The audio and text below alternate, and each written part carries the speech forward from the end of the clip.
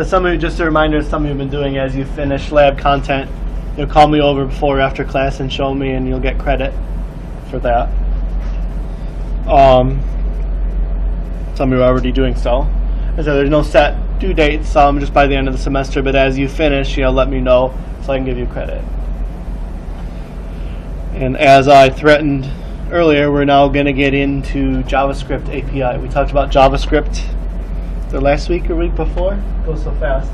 We're going to learn how to program ArcGIS server sites with the JavaScript API. This will take the rest of the semester. We've gotten through the ArcGIS Online content, jQuery, JavaScript, HTML. Now we're going to focus on the JavaScript API.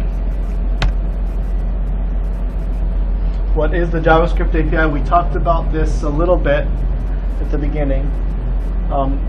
And just the API is an application programmer interface. An API is a window into ESRI's toolkit that lets you build your own custom content.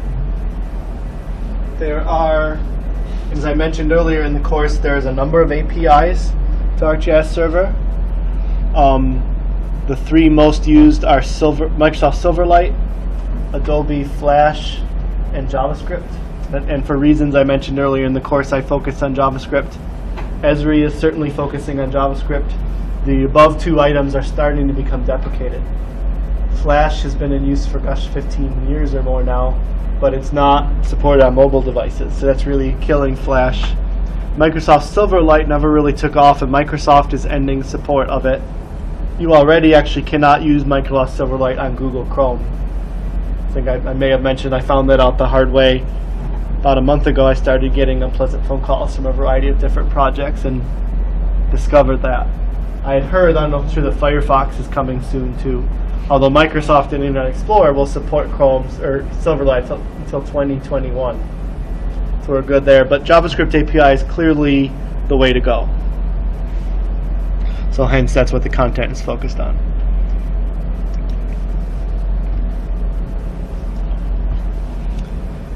And one of the, I'm not going to go over the advantage and disadvantage again. It's lightweight is one of the advantages. And ESRI continually releases new versions of the JavaScript API. So it's not 10.2, 10.3, but the version that we're going to be looking at is 3.13. And just to give you an idea of how often this changes, when we did this course last summer, it was 3.9. So there have been 4 releases since last summer. Pretty minor changes. At some point, I don't have a sneak preview on when this would be. They would release a JavaScript 4, which have a lot more content. I don't know when and if. A good page listed on the slide here to keep an eye on is this developers.arcgis.com/JavaScript. You'll get all the latest information from Esri on that site. Another thing to keep an eye out on that site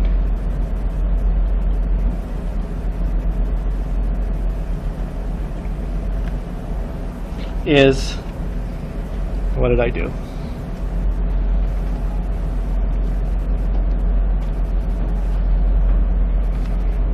These is looking for new versions.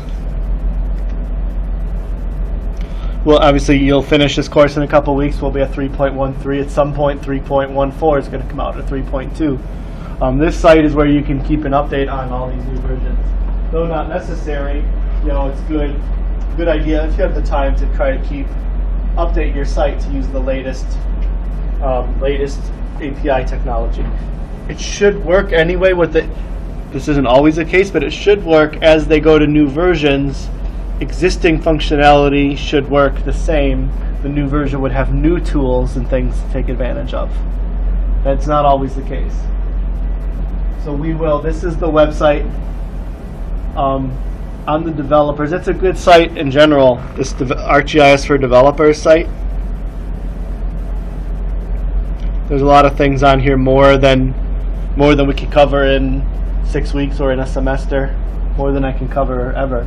They're always coming out with new things. It's a challenge to keep up on. We'll spend some time in this site. You'll see here, we'll talk about this just in a few minutes, how to link up your site with the JavaScript API. You also have a guide to it. A lot of what we talk about in the course is based on this guide.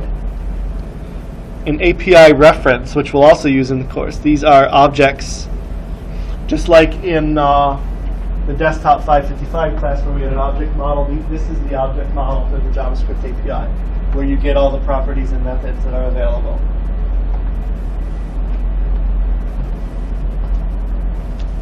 And we'll spend some time in that too. And then this is awesome, and this is another thing. Every time you go on, there's more and more. ESRI has a lot of example code available. A lot of different things that you can do with the JavaScript API. So they really provide a lot of content for the web developer to use the JavaScript API.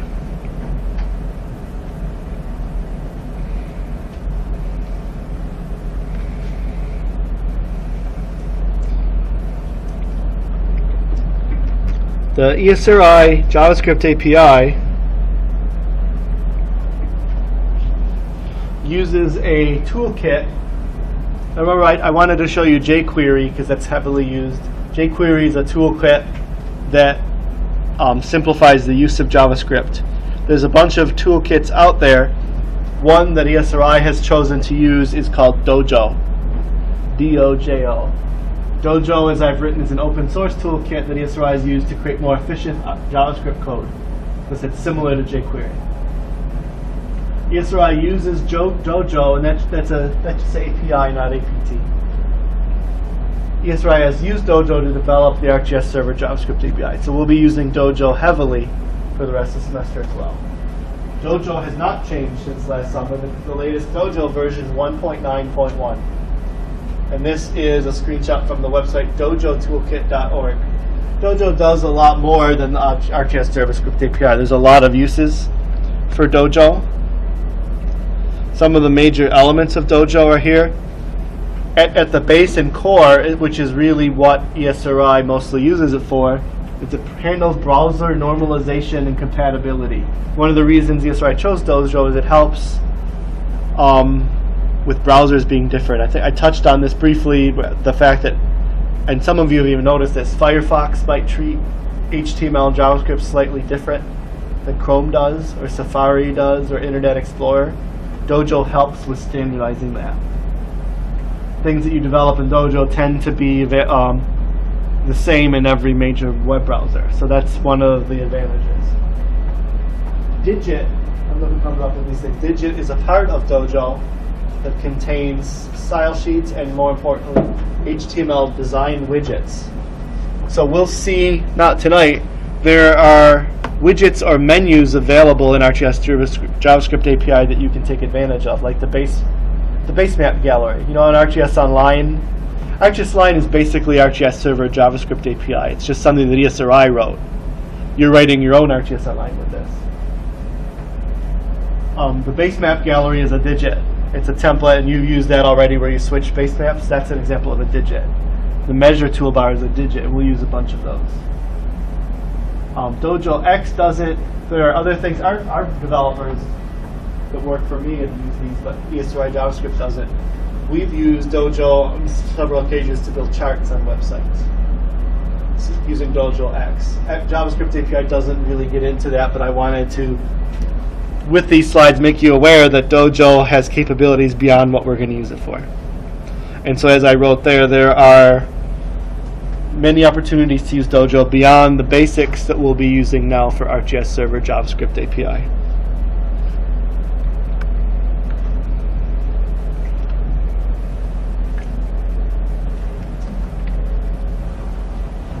We will see two ways. So remember when we wanted to use a style sheet or external JavaScript file, we had a link in our HTML page, and we'll review that. We need to reference the JavaScript API in our HTML page that you're building. And there's two major ways to do this, either locally or on the cloud or web. So in almost every case, I have used a web version of the JavaScript API. It's very fast, sometimes faster than your own machine. And that best practice is to use a CDN. It's called a content delivery network. These are servers that companies have set up specifically to serve API code, so they're very efficient. And I've indeed noticed it's more efficient to grab the API from Google's server in California than it is from our own machine. Funny, believe it or not.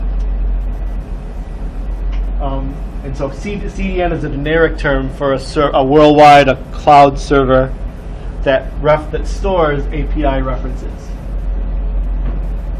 So below, we have two references.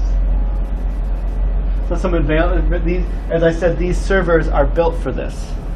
So Google ESRI, they've got thousands of servers just sitting there, so they're very fast and they're very easy to update. There's no need to reference Dojo because these two references reference Dojo themselves. So we talked about the linking of a style sheet a couple weeks ago. The JavaScript API has its own style sheet. It relies heavily on style sheets. And an online version of the style sheet is located at that web address. So in your HTML, you would have to add a link tag to this web address. js.arcgis.com/3.13/js Esri CSS Esri.css. So when you add this to your page is pulling the style sheet from this location on the internet. That might make you think of the one disadvantage of this is that an internet connection is needed. Occasionally we build a website that has to run locally, and what we'll do, I have some slides on this, you have to save that down locally. So this assumes that the internet is available, which more and more in 2015 is always the case. But if it's not, you can't do that. So this is a style sheet that the JavaScript API uses. The API itself is located, so these are CDN, Content Delivery Network, references that ESRI hosts.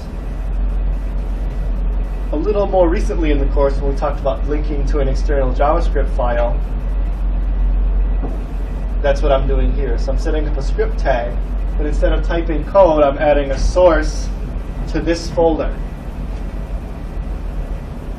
So the JavaScript API version 3.13 is located online at that location. So once I do this, all of the objects and properties and methods of the server API are available in your page. So these two things are pretty important. You won't be able to use the JavaScript API without adding those to your page. That'll be the very first thing you always do.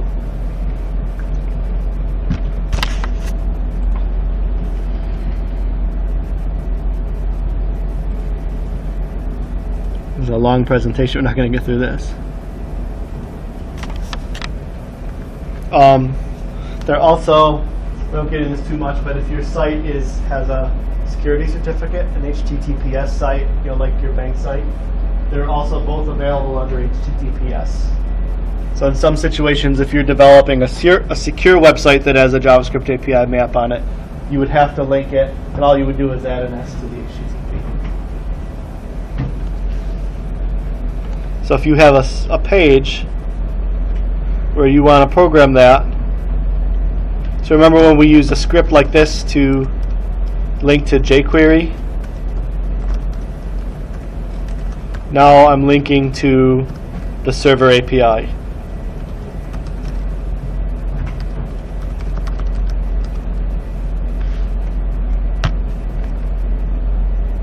And within the header, I'll link to the server API style sheet.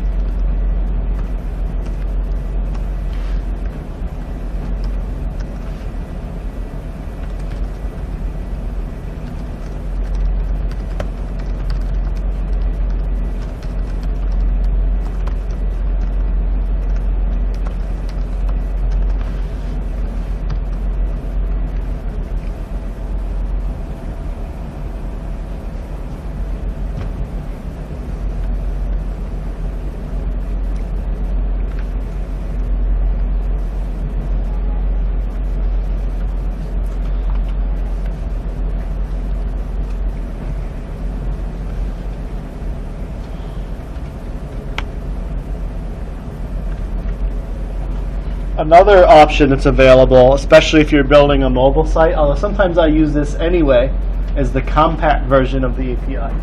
The compact build is an alternate version of the JavaScript API that's meant for slower connections, which may normally would mean tablets or phones. You know, you're usually working with a slower connection, but I've used it even on normal websites. It includes less modules, and you'll see another change in a minute. And one example, the compact build includes less modules than the standard build. So if you still require an object, we'll get into this later, it's not in the compact build if you use the require request. We'll get into that. But now notice the only thing I've changed, instead of just 3.13, it says 3.13 compact. That downloads a smaller version of JavaScript API. And I think I downloaded both.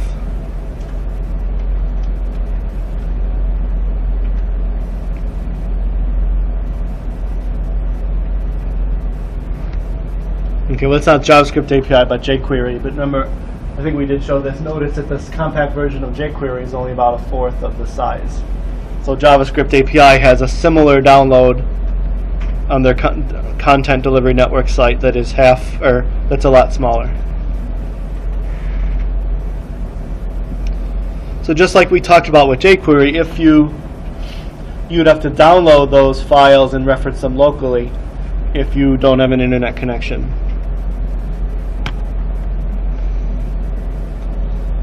The 856. Is that 850? The JavaScript API supports localization of language based on a browser's language setting. Major browsers have a setting indicated their preferred language. Usually when you install Windows, it picks the Windows install setting, but you can change that.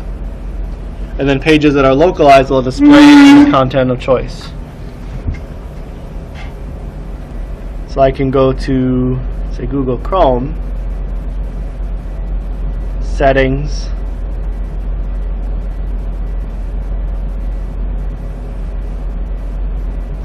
I think it's an advanced setting, language and input. And so I've made French the default language of choice in my Google Chrome.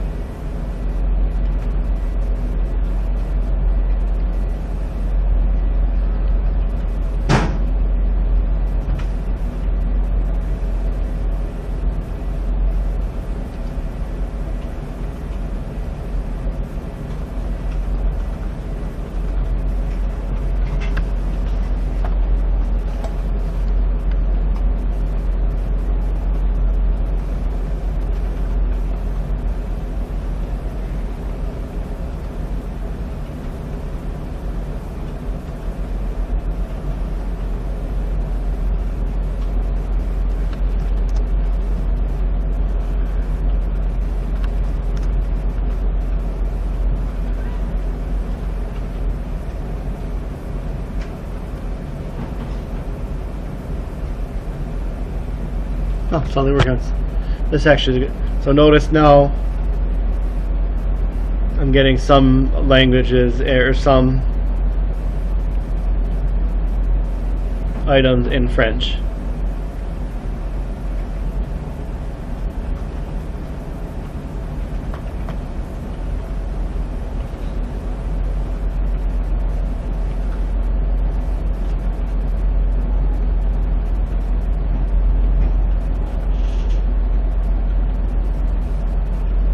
And I'll change back.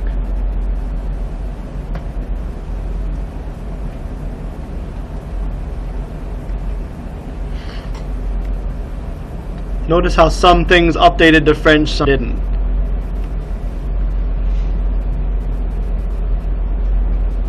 and less things updated than did earlier. That's strange. So here's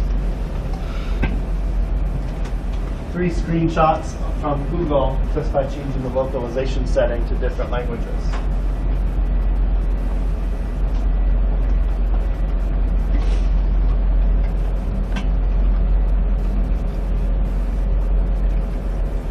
ArcGIS Server supports most major languages.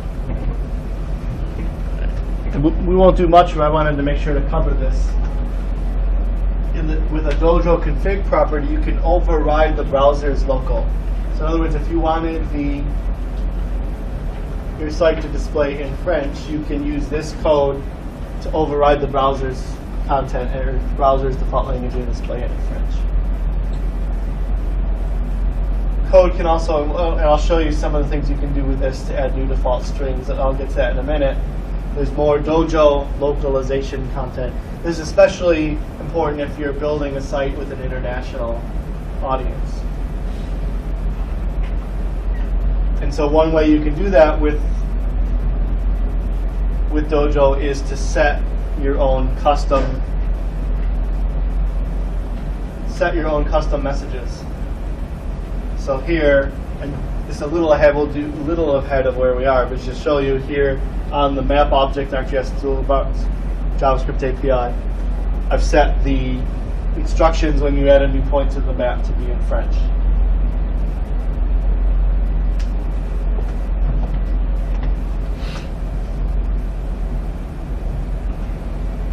Often and this is with general web development, we develop with what's called a resource file with text strings.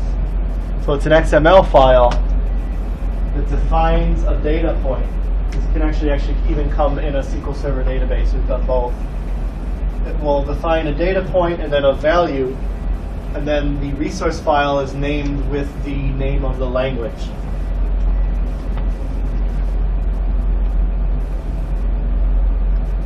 So strings.en would be the message in English. So we're defining a data point here that says txt error message, and then value, it says we're sorry, an unexpected error occurred. The administrator is notified. That's the value of the text key in English for text error message. If you wanted to enable your site in another language, say French, you would create a second localization file with French keys. So it's the same key, text error message, and now it says nous sommes désolés, etc. My French is not n'est pas de bien. So now, when you set, and it's going a little beyond what we need to, and if you're not going to make an international website, you can ignore all this. But see, now we have the same file of keys with the French version, and you can do that with any language. So exporting data, exporter des données. And I know, find, recherche. I know this because it's actual project data. We did a ArcGIS server site in Morocco to allow a company to search for their properties, and we used French to do that. French is the official language in Morocco.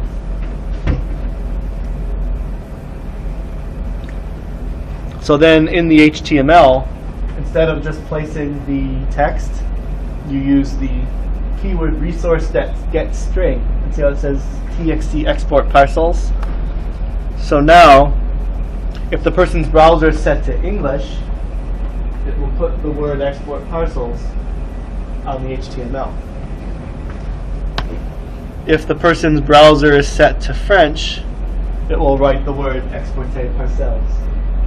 So that's how you export, or that's how you localize sites to multiple languages. And obviously, that's something CNN, any website that anywhere, people just about every language on earth might read a CNN page. So that's how they would handle localization. This is not just for different languages. I bring this up because we had a major headache. We weren't prepared for this. We used to have a site called Greenride, which would help people share carpools. Like a transportation organization would buy the site and then encourage the public to share a ride and cut down on traffic and save greenhouse gas emissions and all that. Well, a bunch of sites in Australia, a bunch of transportation MPOs in Australia and New Zealand bought our software, but they use English and not American English. So there were all sorts of little things in the text that we had to change, and we had to redo a lot of pages with localization.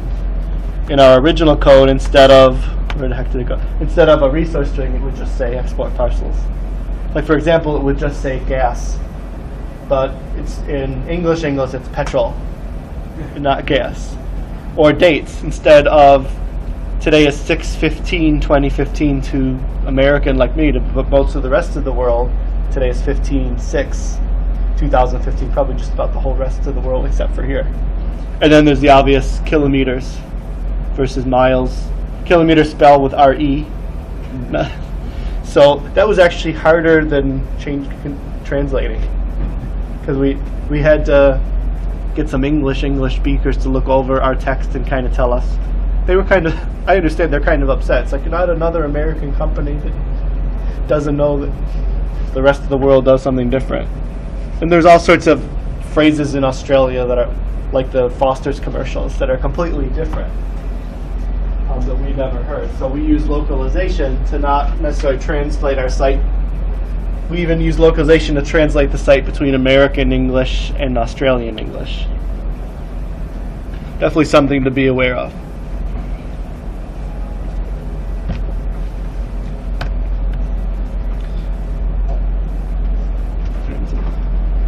-6.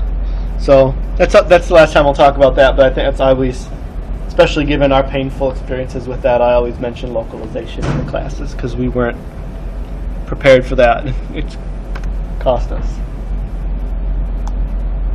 So as I mentioned, I think I did mention this earlier,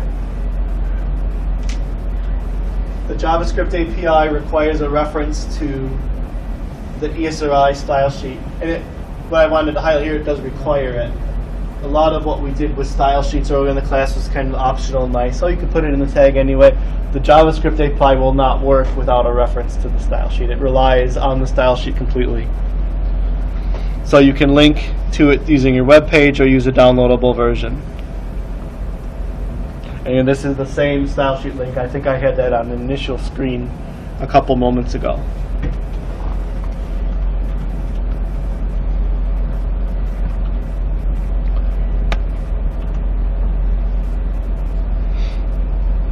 So another thing I mentioned moments ago is so we had the link to JavaScript API, like here. The link to Dojo is contained within that. So we do not need to link our page to Dojo. It's kind of inherently linked to Dojo because we're linking to the JavaScript API. However, individual resources within Dojo need to be included. And this is done with the dojo.require statement. For those just got finished with the C# course in the spring, in the beginning of your module you put using. This is the equivalent. But just like using statements in C#, here's what you would use here. There's also, just to add to the confusion, there's two different styles of JavaScript that we can use. Legacy and AMD. I tend to use legacy when I can. So dojo.require, and then we indicate the name of the class that we're going to use.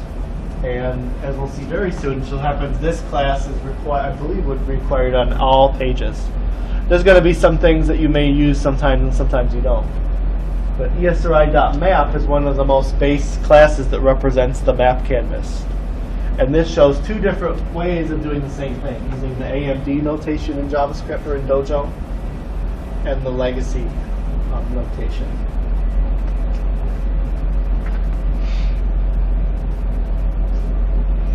Here are some common ArcGIS Server JavaScript API resources that we import from Dojo. And right off the bat is the top one, the one I just showed, esri.map. We use this for just about everything. And like I said, I imagine we could come up with an example, but it's hard for me to think of.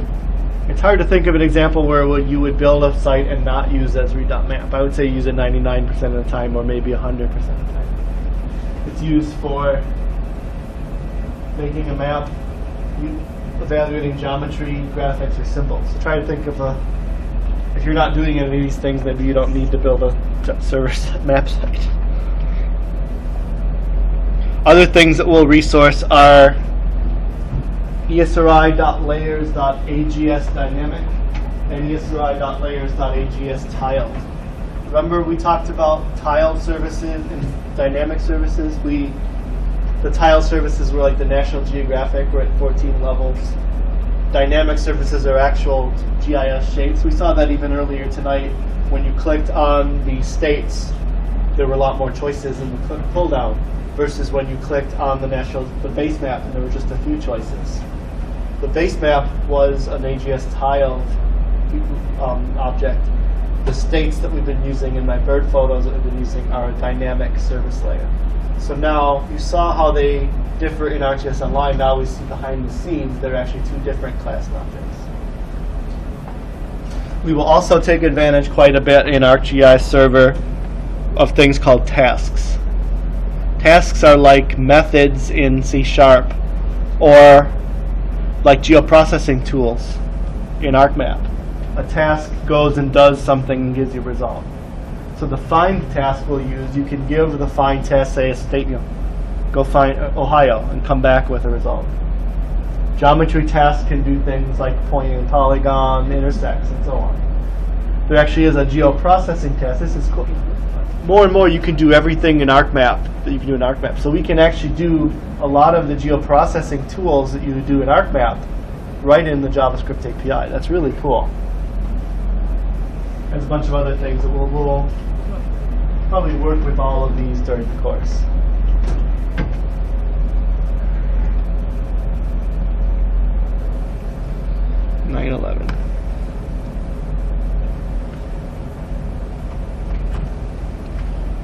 Some more Dojo.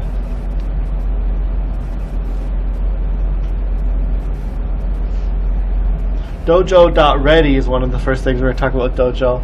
And if you recall in jQuery, it might have actually even also been ready. We talked about that with jQuery. Dojo.ready is a way of pausing things from running until the map is ready and the page is ready. It's similar to onload in a body tag or initialize in a Windows store. The code runs when the page opens. So again, putting code here ensures that it doesn't attempt to run until it's ready, hence the word. So you would often use the ready to create your map and center it, perform initial queries, load things.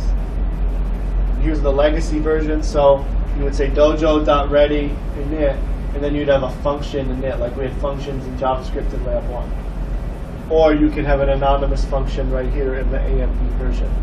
So again, to summarize what I said, the function won't run until the page's document object model has been loaded and it's ready to go.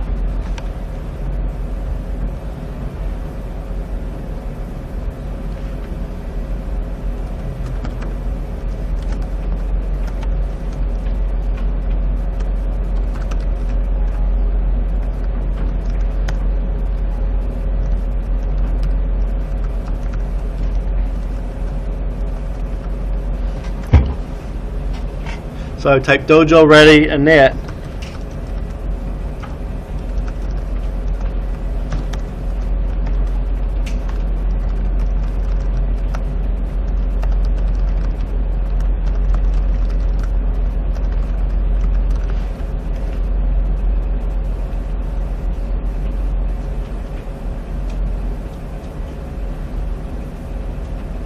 So notice the pop-up came up. So then this kind of puts the page on hold. When everything on the page is ready, then this function will execute.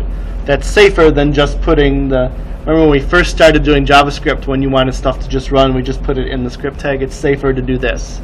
Because if you don't do that, you run the risk of your code starting, it's a pretty high risk too, before the page is ready. And then you'll get object not found errors simply because that button that you're trying to do something with isn't there yet. And if you recall, when we talked about jQuery last week, they had a similar built-in function.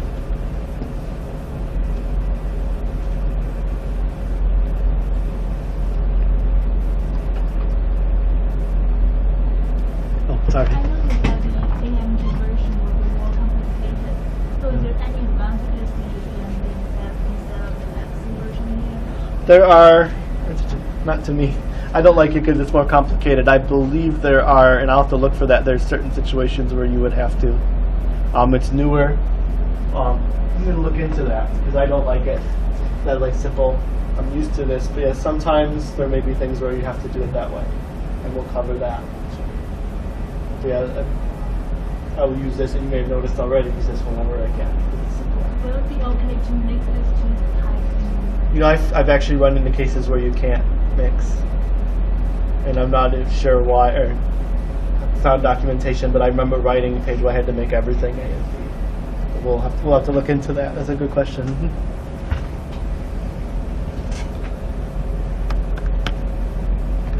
So we are.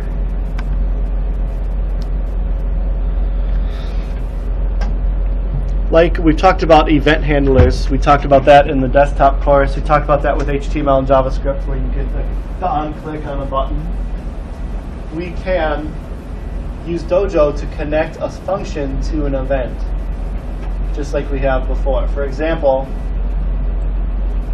Dojo.connect, we have an object called myMap, an event on the map, and then we're directing that to a function. So for example, here we're saying, somewhere down here I have a function called myLoadHandler. And the Dojo connect request says, okay, when the map has been loaded, run this function. So we'll be doing that a lot in the course.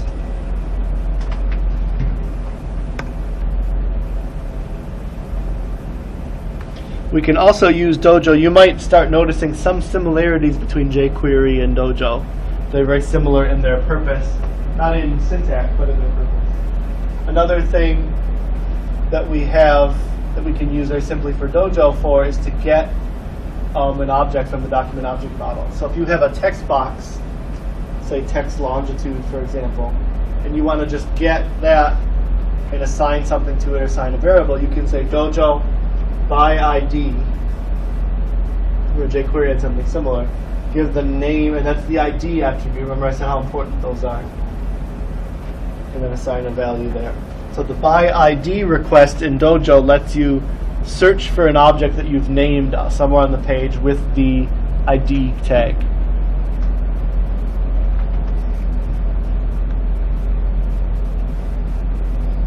So we'll get started. We'll just do a couple more minutes and then stop. So we will go through this kind of list, the object. We certainly won't get very far into this since it's almost 9:20, but I want to get started. So I said, let's go through the creation of a simple server JavaScript site. As I said, there's a basic set of steps that are required just about all the time. So I've actually done this already. Remember, this is still web programming. So the stuff that we did at the beginning of the course applies. We need to create an HTML page where the map will store, like we did from day 1 or day 2. It doesn't have to be HTML.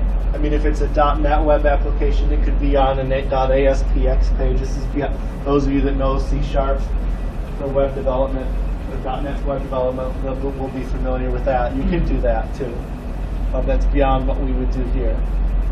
But don't interpret that as that it has to be an HTML page, but some sort of page that serves up web content, like an MVC view or a .NET ASPX page.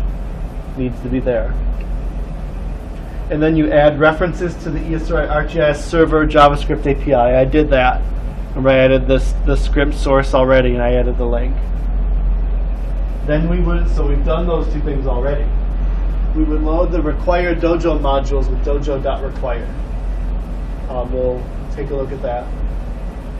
Ensure the page's objects have been loaded using Dojo ready.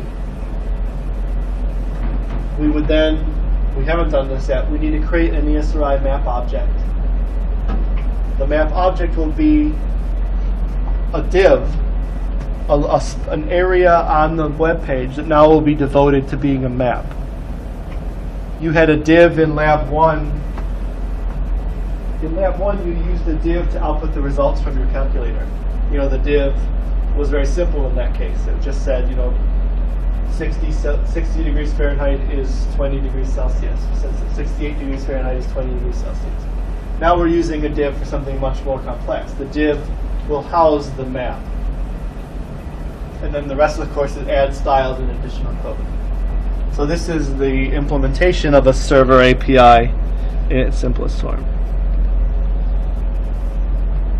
So create an HTML page, we've done that already. We've been doing that for a couple weeks now, and I already have the page set up. So you would, just to review that quick, new file, HTML page. Save the file. I think we know that. And just to review, as I show, I missed this one. This still says 3.9 from last summer. It doesn't matter too. That would actually still work. ESRI maintains the older versions. So just because it's 3.113 now, this would actually still work. The 3.9 version is still out there, thankfully. Otherwise, we'd be wasting a lot more time updating all our code all the time. So that's something to know. I'm glad I left that in there so I can notice that.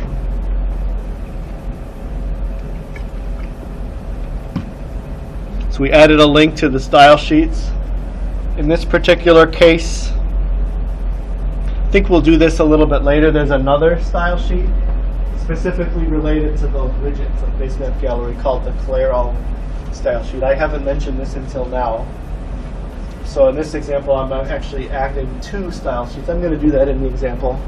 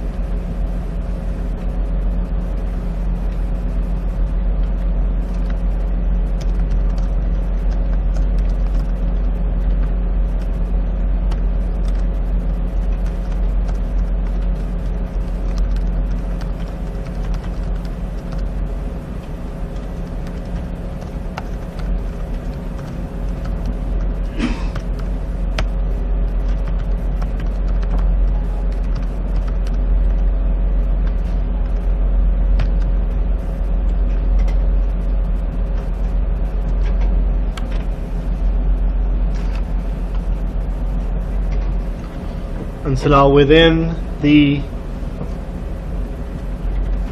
ready tag, I will put this here.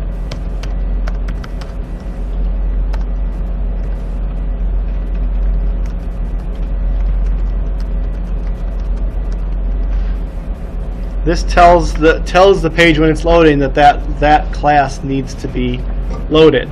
So that plays into the ready. This means this code won't run until that class is available. So Dojo require Esri.mapped, make sure that Esri.mapped's not loaded, and now nothing will happen until ready.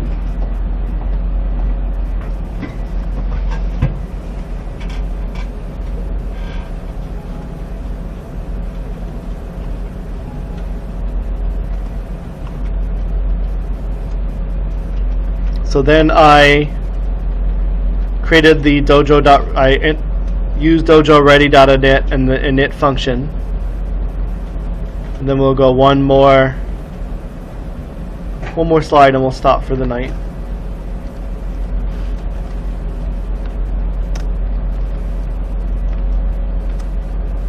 I'm creating a new map, local variable.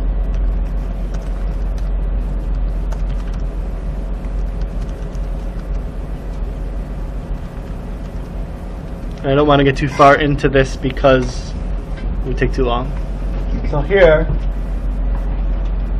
I've created a new object. You have to pay attention, and I found some of the documentation wrong about this actually, but sometimes it's capital, sometimes not. So esri.map creates a new object of the class esri.map, capital M. The object will be named map. And then the empty brackets are where we could indicate with JSON specific options to start the map. So now once the map's ready, we'll say welcome and we'll create a brand new Esri map. So now we have on the page, we have an object that is an ESRI JavaScript API map.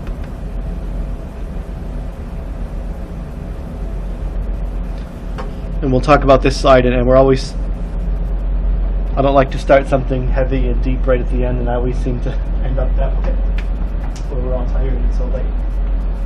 So the options would go within, now these are initial options, they could be changed later in code. They would go within the brackets as JSON. We talked about JSON last week. So these are the options that you can set, and we'll go through a lot of these. You could set a default base map like National Geographic or World Imagery. Set maximum minimum scale. When we talked about the Next.js Online, you could prevent the user from zooming out. Yes? These are the options that will go in the curly brackets? Yes. Optionally, those are the options. Okay.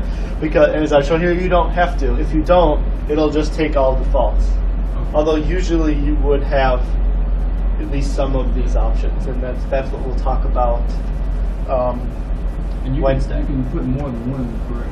Yeah, you could do all of these if you want, Okay. as a JSON object. Yeah.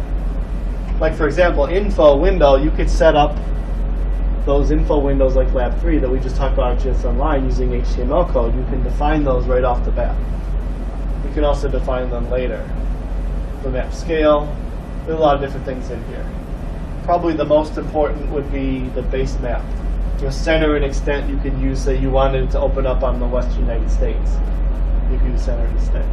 Base map is the thing I think I'll probably always put to indicate whether it's world streets, world imagery, National Geographic, and so on. We'll click on this link and then maybe we'll end. I'll just show you, we won't type this now, but here's an example of adding with options. So in this example, instead of just empty brackets, I say extent colon new ESRI geometry extent. So I've defined a new extent object with those latitude, longitude as the boundaries. Slider colon true. I'm saying I want this map to have a slider to zoom in and out. And I want the base map to have National Geographic as the background. So there's an example of starting a new map with 3 options set. And I don't want to get into this now, but and there's the result that would happen from our map. And I'll just click on this. The link I provided here goes to the API reference and describes the settings for all these options and what they do.